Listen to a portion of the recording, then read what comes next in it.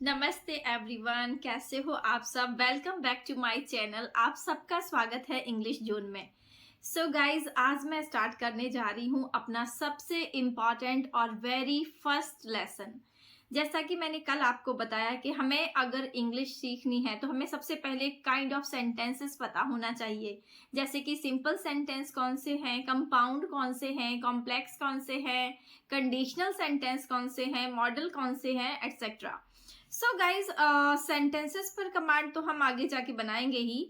सबसे पहले हमें पता होना चाहिए कि जो हमारा सेंटेंस है उसमें कितने वर्ड हैं, 5, 6, 7, जितने भी वर्ड उसमें यूज हम कर रहे हैं उसमें से जो फर्स्ट वर्ड है वो क्या है, सेकंड वर्ड है वो क्या है।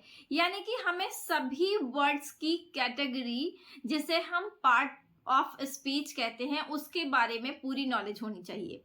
जैसे मैं आपको बोलूं Ram is going to the school या Ram is going to school, अगर हम इस सेंटेंस में राम जानते हैं कि राम क्या है, राम एक सब्जेक्ट है और ये नाउन है। किस काइंड ऑफ नाउन है, प्रॉपर नाउन है। तो इस तरह से हमें अगर पार्ट ऑफ स्पीच के बारे में सब कुछ पता होगा तो हमें इंग्लिश को समझने में बहुत आसानी हो जाएगी। आज हम यहाँ पर सबसे पहले स्टार्ट करेंगे part of speech. Part of speech मतलब बेसिक 8 वर्ड जिन पर सारी इंग्लिश बेस्ड है, वो पार्ट ऑफ स्पीच। यानी कि वो 8 वर्ड कौन से हैं। सबसे पहला वर्ड है noun, second pronoun, third executive, fourth verb, fifth adverb, sixth conjunction, seventh preposition और एट्थ इंटरजेक्शन। सो गाइज, आज मैं बात करूंगी पहले वर्ड की यानी कि नाउन की।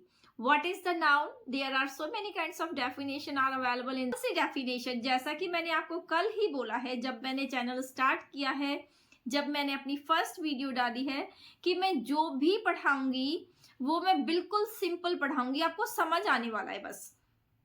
अब हम बात करते हैं what is the definition of noun. Noun की डेफिनेशन क्या है?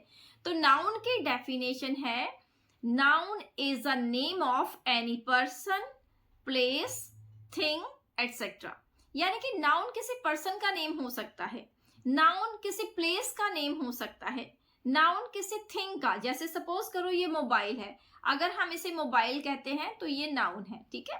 सो कोई भी चीज, दुनिया की कोई भी चीज है, उसका जो नेम होगा वो नाउन कहलाएगा। सो इसी तरह से हमें पता होना चाहिए जहां पर भी हम जो कुछ भी देख रहे हैं, जैसे कोई दुनिया में हमें क्या नजर आ रहे हैं, पर्सन नजर आ रहे हैं, प्लेस नजर आ रहे हैं, थिंग्स नजर आ रही हैं जो हम डेली यूज में यूज करते हैं या हमें जिनकी जरूरत है, वो सारी चीजें नाउन है। सो इस प्रकार से अगर हम बिल्कुल आराम से देखें तो एवरीथिंग इज नाउन सराउंडिंग अस। जो भी हमें दिख रहा है वो नाउन ही है, ठीक है। सो गाइज, हम इस तरह से बात करते हैं कि what is the noun. Noun is the name of any person, place, thing etcetera. और हमें अगर सिंपली देखा जाए तो मोस्टली चीजें जो है वो नाउन है। अब हम यहाँ पर बात करेंगे कि नाउन, जैसे हमने कहा कि noun is the name of any person.